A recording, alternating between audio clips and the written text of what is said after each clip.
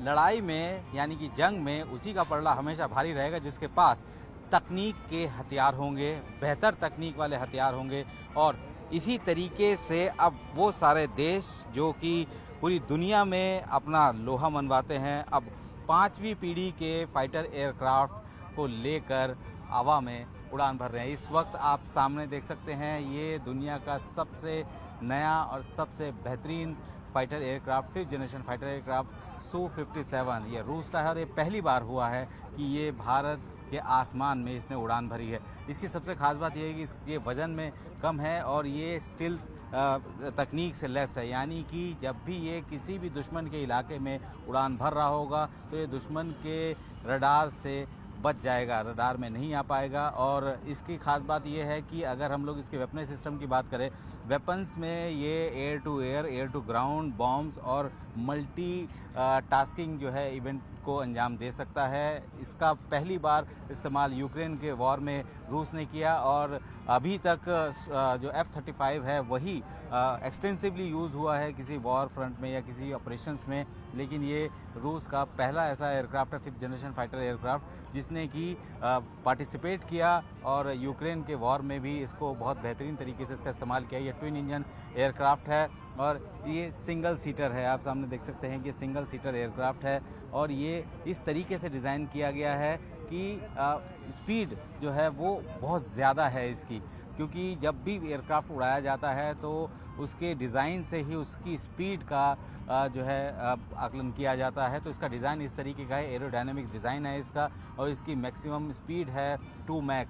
और ये जब उड़ान भरता है तो ये दुश्मन के रडार में नहीं आ सकता, क्योंकि जब ये 5th जनरेशन फाइटर एयरक्राफ्ट का प्रोग्राम शुरू हुआ था उस वक्त रूस के साथ भारत भी उसका एक हिस्सा था। भारत ने इसके डिज़ाइनिंग को लेकर बाकायदा करार हुआ था। उसको उस वक्त 5th जनरेशन फाइटर एयरक्राफ्ट यानी FGFA के नाम से उसको जाना जाता था, लेकिन 2018 में बताया जाता है कि भारत ने अपने आप को उससे अलग कर लिया। लेकिन अब जब ये जो एयरक्राफ्ट है ये उड़ान भर चुका है, अपनी कैपेबिलिटी को दिखा चुका है और अब इस कंपनी जो ये कंपनी बनाती है इसने भारत को ऑफ़र किया है कि आपको हम ये एयरक्राफ्ट देंगे, साथ ही इसके डेवलपमेंट के लिए भी हम लोग और ज़्यादा जो है मदद भी करेंगे। तो अब चूँकि ये भी देखा गया था, क्योंकि भारत जो है खुद एक अपना एमका प्रोजेक्ट पर काम कर रहा है, 5th जनरेशन फाइटर एयरक्राफ्ट पर काम कर रहा है, तो ऐसे में माना जा रहा था कि हो सकता है कि भारत इस तरीके के फाइटर एयरक्राफ्ट या 5th जनरेशन फाइटर एयरक्राफ्ट स्वदेशी इस्तेमाल करे, बाहर से ना ले। लेकिन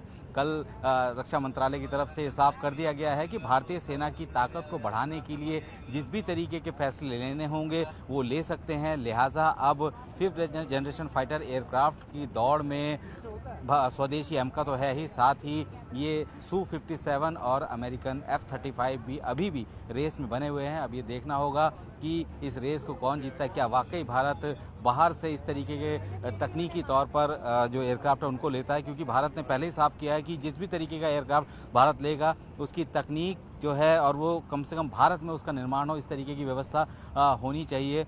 रूस पहले ये साफ कर चुका है कि वो तकनीक देने को तैयार है, वो प्रोडक्शन में, डेवलपमेंट में मदद करेगा। यूएस की तरफ से अभी तक इस तरीके की कोई भी हिंट नहीं है, हालांकि यूएस कभी भी अपनी तकनीक को किसी दूसरे देश के साथ शेयर नहीं करता। अब चूँकि जब लड़ाई आगे चल रही है, रेस तेज़ हो रही है, तो अब ये देखना होगा कि अमेरिका क्या इस भारत के ये जो डिमांड है या भारत की जो मांग है कि जब भी कोई एयरक्राफ्ट खरीदेंगे उसका जो निर्माण यहीं होगा, क्या वो मानता है। लेकिन इतना तय है कि इस वक्त भारत में 2 देशों के 2 बड़े जो 5th जनरेशन फाइटर एयरक्राफ्ट है वो मौजूद है और ऐसा पहली बार हुआ है जब भारतीय आसमान में 2 5th जनरेशन फाइटर एयरक्राफ्ट ने उड़ान भरी है।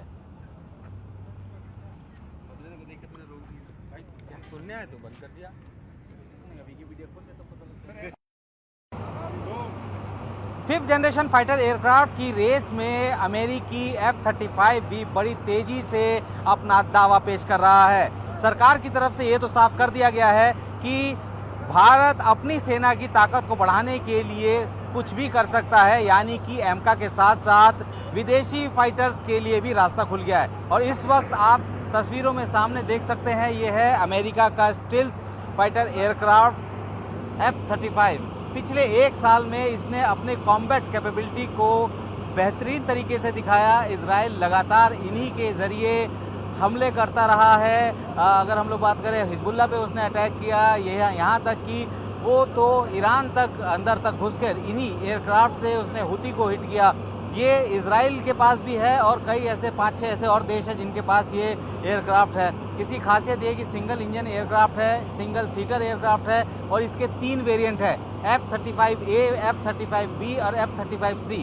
F-35A जो कि एयरफोर्स में शामिल हुआ था, वो जो है वो ग्राउंड ऑपरेशंस करता है, लेकिन F-35B वो वर्टिकल टेक ऑफ लैंडिंग की भी क्षमता है उसमें। दुनिया में शायद अभी इकलौता ऐसा एयरक्राफ्ट बचा है जो कि वर्टिकल टेक ऑफ और लैंडिंग कर सकता है और ये इस वक्त उनकी वायुसेना में भी शामिल है।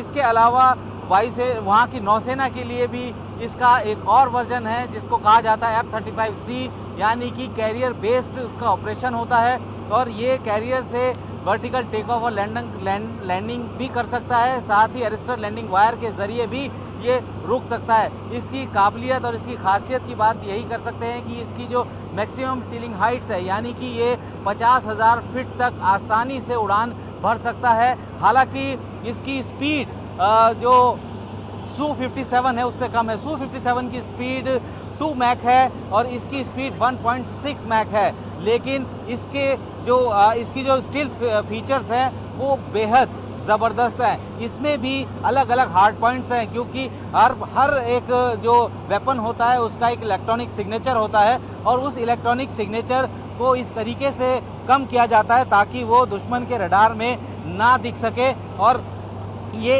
एक बार उड़ान भरने के बाद 2200 किलोमीटर तक आसानी से ये एक गो में जा सकता है और ये इस वक्त एक बड़ा कंटेंडर है। अमेरिका ने सबसे पहले इसका इस्तेमाल तालिबान के अगेंस्ट अफगानिस्तान में किया था और उसके बाद रिसेंटली हुती पर भी इसने अटैक किया। कैरियर बेस्ड ऑपरेशन जो किए गए थे वो इन्हीं एयरक्राफ्ट के जरिए किए गए थे और इस वक्त जो स्थितियां बनी हुई है, दुनिया जो है जंग की कगार पर इस वक्त खड़ी है और ऐसे में इस तरीके के 5th जनरेशन फाइटर एयरक्राफ्ट की ज़रूरत हर उन देश को है। हालांकि अमेरिका कोशिश ये करता है कि इसकी सप्लाई ज़्यादा से ज़्यादा नेटो देशों को ही हो, लेकिन अब वो भारत, चूंकि भारत जो है नेटो देश का संगठन का हिस्सा नहीं है, लिहाजा वो अब इस एयरक्राफ्ट को भारत को भी बेचने की एक सोच रखता है और अब ये देखना होगा, क्योंकि पहले ही ये साफ कर दिया गया है कि ऑप्शंस खुले हैं, तो ऐसे में ये देखना होगा कि इसकी रेस कि F-35 और Su-57 की रेस में कौन जीतता है, क्योंकि अमेरिका का एक कह सकते हैं कि एक सिस्टम रहा है कि वो अपनी टेक्नोलॉजी किसी के साथ ट्रांसफ़र नहीं करते हैं।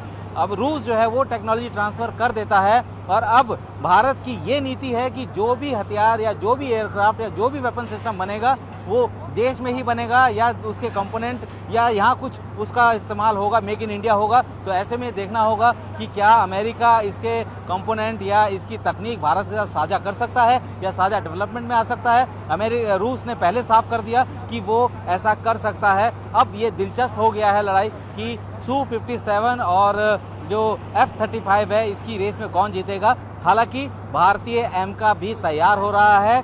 इस वक्त 3 एयरक्राफ्ट हैं, एक Su-57 और एक F-35 जो कि यहाँ पे उड़ने की स्थिति में है, लेकिन सेम उसी तर्ज पर भारत का जो एमका है जो कि इंडिजिनस प्रोडक्शन है, 5th जनरेशन फाइटर एयरक्राफ्ट है, उसका भी एज इट इज़ 1:1 का प्रोटोटाइप मॉडल भी तैयार होके इस बार यलहंका में मौजूद है। अब ये देखते हैं कि ये जो 5th जनरेशन फाइटर एयरक्राफ्ट की लड़ाई में कौन जीतता है। एमका तो जीतेगा ही, क्योंकि वो भारत का अपना प्रोडक्ट है, वो तो जीतेगा, लेकिन इन दोनों में से ज़रूरत पड़ने पे भारत किसकी तरफ जाएगा ये अभी कहना मुश्किल है।